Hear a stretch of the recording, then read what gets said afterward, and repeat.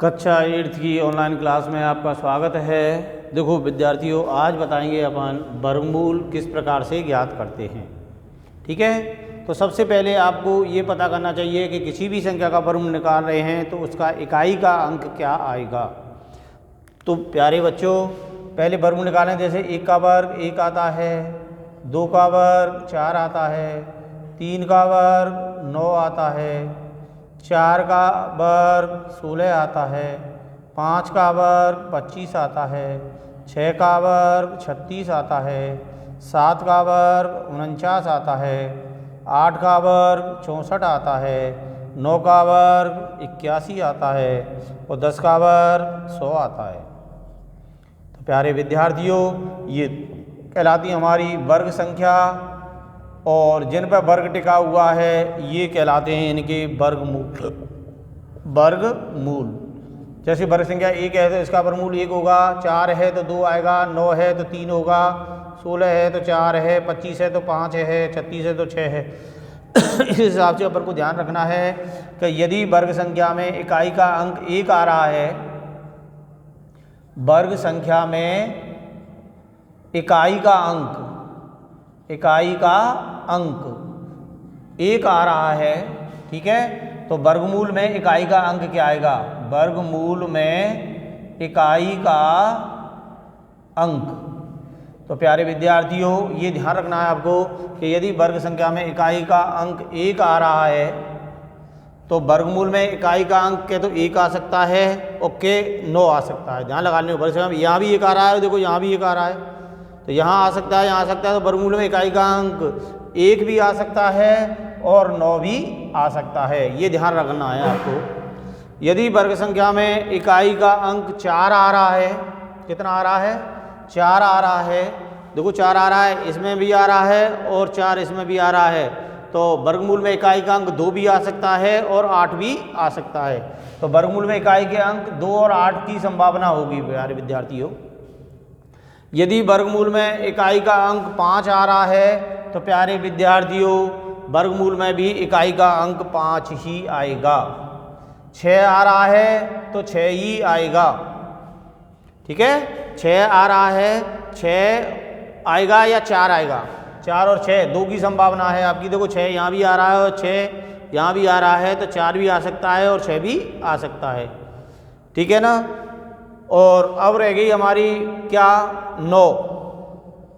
अगर 9 आ रहा है तो देखो 9 यहाँ भी आ रहा है, यहाँ भी आ रहा है, तो वर्गमूल में इकाई का अंक 3 भी आ सकता है और 7 भी आ सकता है।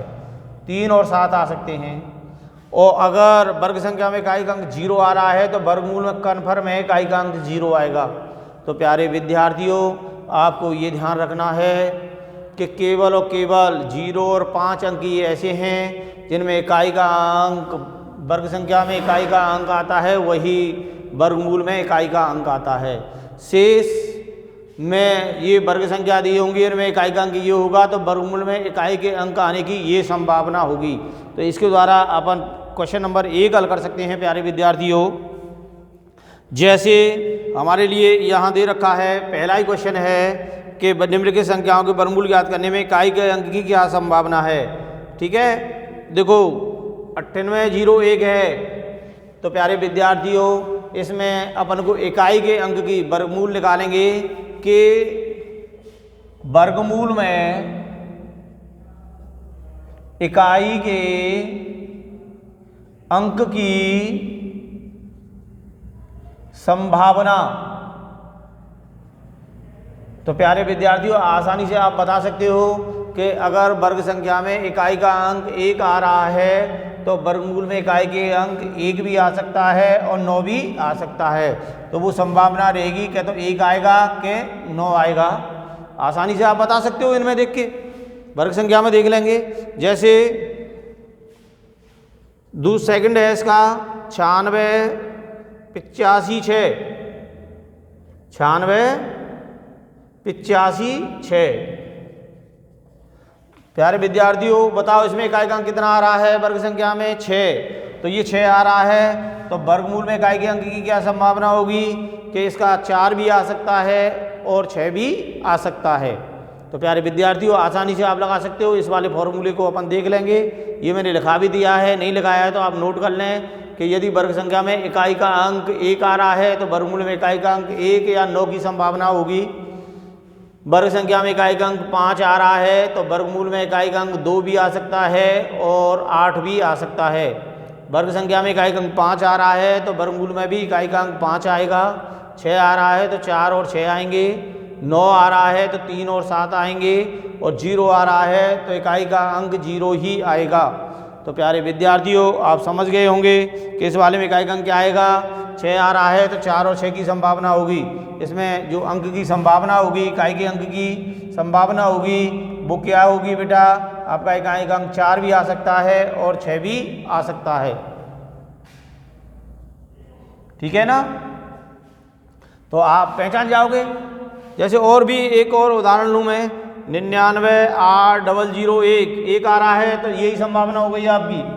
ठीक है ना, 5 आ रहा है तो इकाई के अंक की 5 की ही संभावना होगी। बिना गणना किए वह संख्या बताइए जो वास्तव में पूर्ण वर्ग नहीं है। ठीक है ना, तो ये ध्यान लगाना है, बिना गणना के यही बतानी है कि ये पूर्ण वर्ग है या नहीं है। तो ध्यान लगाना है पूर्ण वर्ग संख्या में इकाई के अंक ये आएंगे, क्या तो 0 आएगा पेयर में, के 1 आएगा, के 4 आएगा, 5 आएगा, 6 आएगा और 9 आएगा। इनके अलावा अगर कोई भी अंक आ रहा है तो वे पूर्ण वर्ग संख्याएं नहीं होंगी। तो प्यारे विद्यार्थियों आप आसानी से इसको दूसरे वाले क्वेश्चन को भी हल कर सकते हैं कि दूसरा वाला जो क्वेश्चन है कि भैया ये बताना है बिना गणना किए कि वास्तव में ये पूर्ण वर्ग संख्या है या नहीं है, पूर्ण वर्ग नहीं है। जैसे पहला है 153 आ रहा है, कितना आ रहा है 153 आ रहा है, क्या ये पूर्ण वर्ग संख्या होगी? बिल्कुल नहीं होगी। क्यों? क्योंकि पूर्ण वर्ग संख्या में इकाई का अंक 0 आना चाहिए, 1 आना चाहिए, 5 आना चाहिए, 4 आना चाहिए, 6 और 9 आने चाहिए। तो इसमें इकाई का अंक नहीं आ रहा है। लिख देंगे कि निम्न संख्या में इकाई का अंक 3 है। तो देखो बेटा पूर्ण वर्ग संख्या कौन सी नहीं होती है? जिनका में इकाई का अंक 2 होता है, 3 होता है, ठीक है, 7 होता है और 8 होता है। मैंने ये 4 अंक बताए थे नहीं बताए थे कि 2, 3, 7 और 8 आ जाए। यदि किसी संख्या में इकाई का अंक 2, 3, 7 और 8 आ जाए तो समझ लेंगे कि वह संख्या पूर्ण वर्ग संख्या नहीं होगी। ठीक है ना, तो आसानी से बता सकते हो इसमें इकाई का अंक कितना आ रहा है, 3 आ रहा है, अतः यह पूर्ण वर्ग संख्या नहीं होगी। 7 आ रहा है, पूर्ण वर्ग संख्या नहीं होगी। 8 आ रहा है, पूर्ण वर्ग संख्या नहीं होगी। और 1 आ रहा है तो पूर्ण वर्ग संख्या होगी, है कि नहीं है? 1 आ रहा है तो पूर्ण वर्ग संख्या होगी। तो आसानी से आप बता सकते हो। ठीक है ना, तो प्यारे विद्यार्थियों इस वाले को नोट कर लेना आप कि पूर्ण वर्ग संख्या में इकाई का अंक क्या होता है और पूर्ण वर्ग संख्या में इकाई का अंक क्या होता है। ठीक है ना, अब देखो तीसरी बार आ रहा है कि भैया बार बार घटाव किया किए, बार बार घटाने की विधि से 100 और 169 का वर्गमूल ज्ञात कीजिए।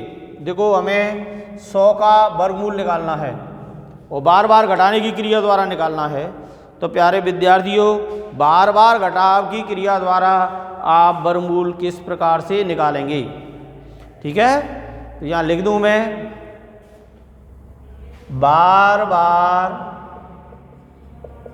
घटाव क्रिया द्वारा वर्गमूल ज्ञात करना।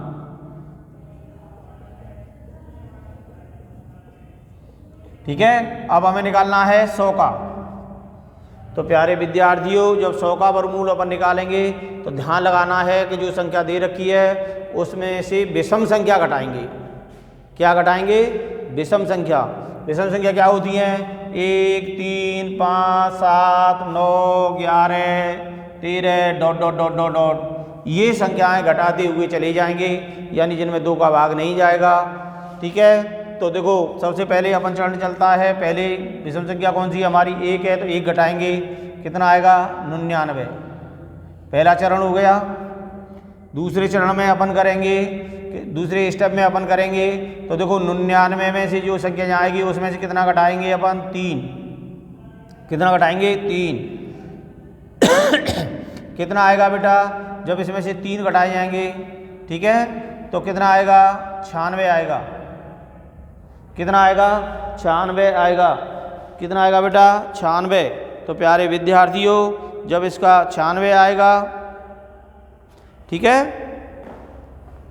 फिर तीसरे स्टेप में करेंगे कि 96 में से अब क्या घटाना है, आपको 5 घटाना है, तो कितना आएगा 91 आएगा। चौथे स्टेप में अपन क्या करेंगे, 91 में से फिर कौन सी संख्या आ रही है हमारी, 7 आ रही है, 7 घटाएंगे तो देखो 11 में से 7 गई तो 4 बच गए और यहाँ 8 बचा, क्या बचा 84 आ गया। फिर पाँचवें स्टेप में अपन करेंगे 84 में से अब कौन सी संख्या है हमारी विषम, 9 घटाएंगे तो इसमें से इसको घटाया जाएगा। तो देखो 14 में से 9 गई तो 5 बच गए और यहाँ 75 रह गया बेटा। और छठे स्टेप में अपन करेंगे 75 में से अगली बारी वर्ग संख्या घटाएंगे तो 11 घटाएंगे, 11 घटाने पर क्या आएगा, 4 बचा और 6 बचा, 64 बचा। सातवें स्टेप में 64 में से अपन क्या घटाएंगे, अगली संख्या क्या है हमारी 13 है, 13 घटाएंगे तो देखो 4 में 3 गया तो 1 बचा और 5 में से 6 में से 1 गया तो 5 बचा, 51 घटाएंगे। अगले स्टेप में अपन क्या करेंगे, 51 में से अब अगली संख्या कौन सी होगी हमारी, 15 होगी। कौन सी होगी, 15 होगी। 15 घटाएंगे तो देखो 15 घटाएंगे तो 11 में से 5 गया तो 6 बच गया, यहाँ रह गई 4, 4 में गया तो 3, 36 बचा बेटा। कितना बचा, 36।